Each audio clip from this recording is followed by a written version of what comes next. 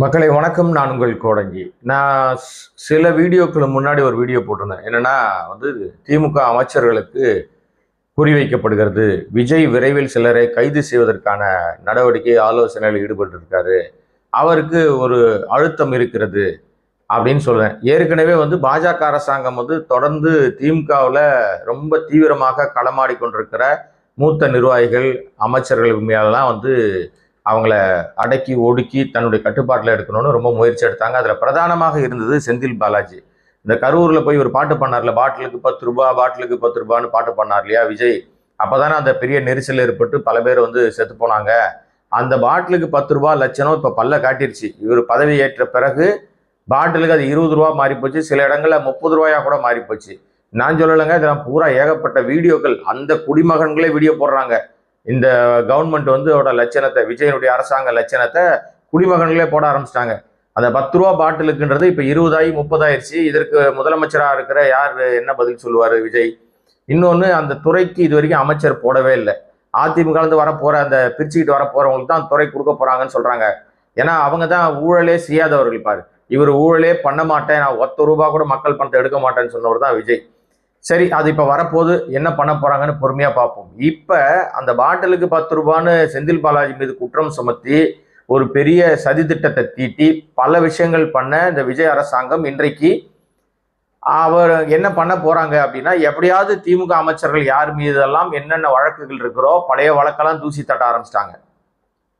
அதற்கு முக்கியமான காரணம் அந்த வளர்ந்து கட்டால் அந்த நம்ம ஸ்போர்ட்ஸ் மந்திரின்னு ஒரு ஆள் இங்க உட்காந்துருக்கான் இல்லையா. இப்போ உதயநிதி செஞ்ச செயலை தானும் செய்வதாக நினைச்சுக்கிட்டு, காப்பி அடிக்கிறேன் நினைச்சுக்கிட்டு விளையாட்டு வீராங்கனைகளோட உட்காந்து சாப்பிட்றாரு இந்த ஆதவ் என்கிற விளையாட்டு அமைச்சர்.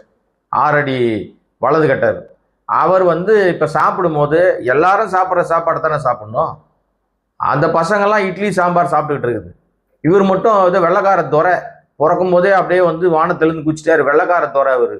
அதனால பிரெட்டு ஜாமு வெண்ணெய் தான் சாப்பிடுவார். இவருக்கு இட்லி தோசைலாம் சாப்பிட்டா உள்ள இறங்காது, குறுக்க அடைச்சிக்கும். அப்ப அங்கேயே பிரிவினைவாதமோ வேற்றுமையோ அந்த என்ன சொல்றது தீண்டாமையும் செஞ்சுக்கிட்டு இருக்கிற இந்த லட்சணத்துல உள்ள ஆள் தான் யோகி சிகாமணி. அதை தான் மக்களும் பாக்குறாங்க. ரீல்ஸ் வேற, இதுல வேற ரீல்ஸ் எடுத்து போடுறானுங்க வேற. அங்க ஒன்னாவுக்கான சமத்துவம் என்பது எங்க இருக்கு? உணவுல எல்லாருக்கும் என்ன கொடுக்கப்படுகிறதோ உணவு, அந்த உணவை சுவைக்கிறது, வாங்கி சாப்பிட்றது தான் சமத்துவம். அங்க வெள்ளக்கார துறை மாரி பிரெட்டு ஜாம் எல்லாம் சாப்பிட்டா இங்க விளங்காது. ஸோ இது ஒரு பக்கம். இந்த நபர் தான் இந்த மாதிரி வேலையெல்லாம் சொல்லி கொடுத்துருப்பாரு. இப்போ செந்தில் பாலாஜிக்கு குறி வைக்கப்படுகிறது. ஏன் செந்தில் பாலாஜியை குறி வைக்கிறாங்க? ஆனா அவர் ரொம்ப ஸ்ட்ராங்கா இருக்காரு. கிட்டத்தட்ட அவர் மீது என்ன குற்றச்சாட்டு? அவர் வேலை வாங்கி தரேன்னு பல பேர்கிட்ட பணம் வாங்கிட்டாரு. பணம் வாங்கிட்டு வேலை வாங்கி கொடுக்கல, ஏமாத்திட்டாரு. அதுக்கப்புறம் அந்த பணம் கொடுத்தவர்களுக்கு பணம் திரும்பி போயிடுச்சுன்றாங்க. அதோட உண்மைத்தன்மை நமக்கு தெரியல. பணம் திரும்பி போயிடுச்சு. அதுக்கு அந்த காலகட்டத்தில் அதிமுக ஆட்சி காலத்தில் நடந்த பஞ்சாயத்து அது. அதுக்கப்புறம் திமுக ஆட்சிக்கு திமுக ஆட்சி இப்போ முடிஞ்சிடுச்சு. இப்போ தாவேக ஆட்சி வந்திருக்கு. ஆனால் கடந்த ஆட்சி காலத்திலேயே, திமுக ஆட்சி காலத்துல இவர் அமைச்சராக இருந்த பீரியட்லயே அந்த வழக்கை தூசி தட்டி பாஜக ஒன்றிய அரசாங்கம் செந்தில் பாலாஜியை பாஜக பக்கம் இழுத்துடணும், ஒரு பெரிய போர்ப்படை தளபதியா நம்ம தூக்கிடணும்ட்டு அண்ணாமலையினுடைய பிரஷர் காரணமாக, அப்ப அண்ணாமலை தான் மாநில தலைவராக இருந்தார், அதன் காரணமாக செந்தில் பாலாஜிய இடி அமலாக்கத்துறை கைது பண்ணுச்சு. அவருடைய சகோதரர் அசோக்குமார் தலைமறைவாயிட்டார். அவர் எங்க இருக்காருன்னு தெரியலன்னாங்க. இப்போ செந்தில் பாலாஜியை சிறையில் அடைச்சிட்டாங்க. அவர் மீது வாக்குமூலம் வாங்குறதுக்கு நிறைய ட்ரை பண்ணாங்க. அவர் எதுவுமே சொல்ல, நெஞ்சு வலின்னு போய் ஆஸ்பத்திரியில் படுத்தாரு, திருப்பி போய் ஜெயிலில் அடைச்சாங்க. பல விஷயங்களை நம்ம பார்த்தோம். ஆனால் கிட்டத்தட்ட ஒரு 10 மாதங்கள், ஓராண்டு கிட்டத்தட்ட நெருங்குற நேரத்தில் தான், அதுக்கு பின்னாடி தான் அவருக்கு ஜாமீனே கிடைச்சது. அது வரைக்கும் ஜாமீன் கொடுக்க விடாம இடி தடை போட்டுக்கிட்டே இருந்துச்சு. அவர் மீது வழக்கு குற்றச்சாட்டை குற்றப்பத்திரிகை தாக்கல் பண்ணி அவர் மீது வழக்கை நடத்தி தவறு இருக்கும் பட்சத்தில் ஜெயிலில் போட வேண்டியதானே. அதை விடுத்து எந்த விதமான குற்றச்சாட்டையும் தாக்கல் பண்ணாம, சார்ஜ் ஷீட்டே ஃபைல் பண்ணாம ட்ராப் பண்ணிக்கிட்டே இருந்து, மிரட்டிக்கிட்டே இருந்து, என் கட்சிக்கு வந்துருன்னு பாஜக அழுத்தம் கொடுத்துட்டே இருந்துச்சு. அமித்ஷாவுடைய நேரடி கண்காணிப்புல செந்தில் பாலாஜி மிரட்டப்பட்டார் அப்ப. ஆனால் செந்தில் பாலாஜி அப்ப திமுக விட்டு அவர் வெளியில போகல, கடைசி வரை திமுக. ஏன்னா இவரை நம்ம கையில எடுத்துட்டா மாப்பிள்ளைய கரெக்ட் பண்ணி கையில தூக்கிடலாம், உதயநிதியை அரெஸ்ட் பண்ணிடலாம், சபரீசனை அரெஸ்ட் பண்ணிடலாம் அப்படின்னு ஒரு பெரிய ஸ்கெட்ச் போட்டாங்க. அது நடக்கல. ஏன்னால் வந்து இவர் தான் பெரிய வருவாயை கொண்டு போய் அந்த குடும்பத்தை கொடுக்குறாருன்னு இவர் மீது குற்றம் சாட்டப்படுது செந்தில் பாலாஜி மீது. இன்னைக்கு அந்த தூசி தட்டை அது வந்து கிடப்புக்கு போயிடுச்சு அந்த வழக்கு. இடி வந்து அதுக்கு மேல எந்த சார்ஜ் ஷீட்டும் ஃபைல் பண்ண முடியாம அவர்களுக்கு ஆதாரம் கிடைக்காம மறுபடியும் அது வந்து கிணத்துல போட்ட கல்லாயிருச்சு. இப்போ தமிழ்நாட்டில் ஆட்சி மாறிவிட்டது. காட்சிகளும் மாறணும்ன்ற எண்ணத்துல இடி மீண்டும் அதே கடிதத்தை முன்னாடி கிடப்புல போட்டாங்க பாருங்க, அந்த ஃபைலை பழைய ஃபைலை தூசி தட்டி எடுத்து அதே லெட்டரை எடுத்து இப்ப மீண்டும் அதை அமலாக்கத்துறை மூலமாக இங்க இருக்கிற தலைமைச் செயலாளர் சாய்குமார் இருக்காரு இல்லையா, இவரை நியமிச்சது யாருன்னா தேர்தல் கமிஷன். தேர்தல் கமிஷன் யாருடைய ஆளு? பாஜகவுடைய அரசாங்கத்தினுடைய ஆளு, உள்துறை அமைச்சகத்தினுடைய கட்டுப்பாட்டில் இயங்குறது தான் அவங்க எல்லாருமே. அவர் மூலமா நியமிக்கப்பட்ட தலைமைச் செயலாளருக்கு ஒரு கடிதம் வருது இடில இருந்து. என்ன வருதுன்னா, இவர் மீது நாங்க நடவடிக்கை எடுக்கணும், மாநில அரசு அனுமதி கடிதம் தரணும். ஏன்னா நீங்க வந்து நம்முடைய சட்டம் என்ன சொல்லுதுன்னா, நீங்க ஒரு எம்எல்ஏ மேல ஆக்ஷன் எடுக்கணும், ஒரு அமைச்சர் மேல ஆக்ஷன் எடுக்கணும், முன்னாள் அமைச்சர்கள் மீது ஆக்ஷன் எடுக்கணும், முன்னாள் முதல்வர்கள் மீது ஆக்ஷன் எடுக்கணும் அப்படின்னா மாநில அரசாங்கத்தோட ஒப்புதல் வேணும். அந்த ஒப்புதல் கொடுத்தாதான் அவங்க நடவடிக்கை எடுக்க முடியும். கடந்த திமுக ஆட்சி காலத்துல அவங்களுடைய மந்திரி மேலேயே வந்து ஒரு புகார் கொடுத்தா அந்த ஆட்சி கொடுக்குமா? அனுமதி கொடுக்கல. திமுக அரசாங்கம் செந்தில் பாலாஜி மீது நடவடிக்கை எடுக்க இடிக்கு எந்த அனுமதியும் கொடுக்கல. இடியால கைகள் கட்டப்பட்டிருந்தது, அவங்க எந்த செயலும் செய்ய முடியல. பேருக்கு அதிகாரத்தை பயன்படுத்தி பிடிச்சி ஜெயில போட்டாங்க. ஆனா அது எதுவும் நடக்கல.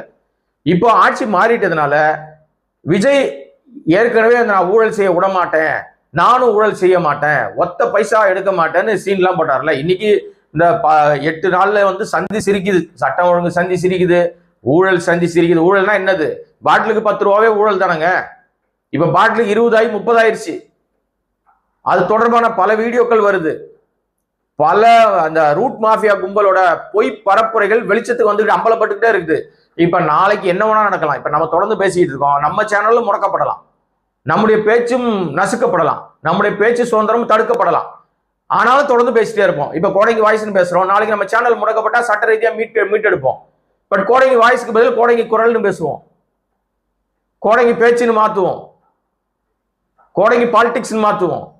எல்லா நேரங்களும் நம்ம குரல் ஒழிச்சுக்கிட்டே இருக்கும், நம்முடைய கருத்தை சொல்லிட்டே இருப்போம். எத்தனை சேனல் முடக்குவீங்க?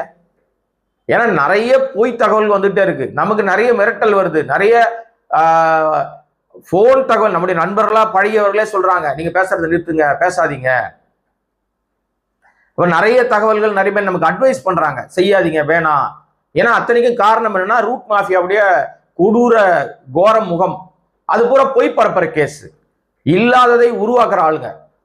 அங்க உருவாக்கினாலும் பரவாயில்ல, சும்மா பேருக்கு நம்ப வச்சு ஏமாத்துவானுங்க. நீ அங்க போய் பாத்தீங்கன்னா ஒண்ணும் இருக்காது, ஆனா ஸ்கிரீன்ல பெருசா இருக்கும். இது வந்து பாஜக மாடல், குஜராத் மாடல்னு கொஞ்ச நாளைக்கு முன்னாடிலாம் நிறைய பொய் பரப்புனாங்க. எங்க இருக்கிறதோ பில்டிங் எல்லாம் போட்டு இது குஜராத்ல இருக்குன்னாங்க. அங்க போய் பாத்தீங்கன்னா பல்லக்காட்டு தான், ஒண்ணும் அப்படிலாம் கிடையவே கிடையாது.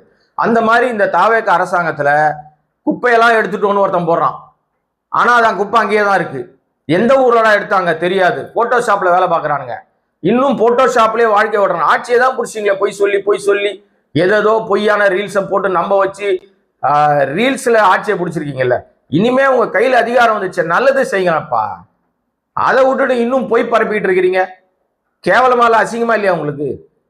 இதெல்லாம் கண்டும் காணாமல், அது தெரியல, எதுவும் கண்டு காணாமல் தெரிஞ்சாதானே, இருந்தாதானங்க எதுவும் நம்ம பேச முடியும் அப்படின்ற லெவல்ல இருக்காரு முதலமைச்சர் விஜய். சரி, இப்ப செந்தில் பாலாஜிக்கு இந்த அனுமதி கிடைக்குமா? செந்தில் பாலாஜி நடவடிக்கை எடுப்ப மாநில அரசாங்கம் அனுமதி கொடுக்குமான்னு ஒரு கேள்வி. நிச்சயமாக விஜய் அரசாங்கம் அனுமதி கொடுக்கும். ஏன்னா நாங்க நேர்மை அப்படின்னு, நேர்மை எருமை கருமைன்னு ஏதாவது ஒரு வேலையை பார்த்துட்டு கண்டிப்பா அனுமதி கொடுப்பாங்க. ஏற்கனவே இந்த வழக்கு நீர்த்து போகப்பட்ட வழக்கு. இந்த வழக்குல முகாந்திரங்கள் எதுவும் இல்லை. ஏன்னா பணம் கொடுத்தவர்கள் அந்த பணத்தை திரும்ப பெற்றுக் கொண்டார்கள்னு உச்ச நீதிமன்றத்தில் தகவல் சொல்லி, அதன் அடிப்படையில் சார்ஜ் ஷீட் ஃபைல் பண்ண முடியாம ஏராளமான விஷயங்கள் வந்து அங்க நடக்காம அந்த வழக்கு அப்படியே கைவிடப்பட்ட வழக்காக மாறி போச்சு. இப்ப மறுபடியும் அதை தூசி தட்டுவதன் நோக்கம் அரசியல் தான். அரசியல் இல்லாம வேற ஒண்ணுமே கிடையாது. செந்தில் பாலாஜியை ஒடுக்கினால், ஏன்னா நீங்க கோயம்புத்தூரை கடந்த முறை கொங்கு மண்டலம் மொத்தமாக அதிமுக தன்னுடைய வசப்படுத்தியது. 10 இடங்கள் அவங்க தான் ஜெயிச்சாங்க. திமுகவில் ஜெயிக்கவே முடியல ஒரு இடம் கூட. இன்றைக்கு அந்த இடத்துல திமுகவும் ஜெயிச்சிருக்கு, விசில் சத்தமும் கேட்டிருக்கு, அதிமுகவும் ஜெயிச்சிருக்கு. உடஞ்சி போச்சா? எதிர்பார்த்தது நடக்கலையா? இப்ப இது வந்து ஒரு ஆரம்பம். செந்தில் பாலாஜி மீது எடுக்கப்படுகிற நடவடிக்கை, அவரை மறுபடியும் ஜெயிலில் அடைக்கணும்னு எடுக்கிற நடவடிக்கை ஒரு ஆரம்பம். அப்படியே படிப்படியா வேர் பிடிச்சி யாரெல்லாம் இவர்களுக்கு பிடிக்கலையோ, யார் செயல்பாடுகள் இது தெரிஞ்சுதான் பிடிஆர் பழனிவேல் தியாகராஜன் கொஞ்ச நாளைக்கு நான் அரசியல்ல ரெஸ்ட் எடுக்கிறேன் அப்படின்னு ஒதுங்குறாரு. ஏன்னா அவர்லாம் அரசியல்ல இருந்தார்னா நேர்மையாக இருக்கிற மனுஷன், அவரை பிடிச்சி உள்ள போறதுக்கு ஏராளமா. ஏன்னா அவங்க குடும்பம்லாம் பாத்தீங்கன்னா பாரம்பரியமாக பெரிய பணக்கார குடும்பம், ஏரியாலே நல்ல பேர் எடுத்த குடும்பம். அவங்க மேல ஊழல் குற்றச்சாட்டு வச்சு உண்மையே இருக்காது. ஆனால் இது பொய் பரப்புற கும்பல் தானே. பொய் பரப்பி அவங்களை அரெஸ்ட் பண்ணா அவங்களுக்கு மரியாதை இழுக்காயிரும் உண்மையை பேசிட்டார் பல முறை அவர். அதனால அவர் அரசியல்ல ஒதுங்குறாரு. அவருக்கு தெரியும் இதெல்லாம் நடக்கும், நாளைக்கு நம்மளை நோக்கி வருவானுங்க அப்படின்னு.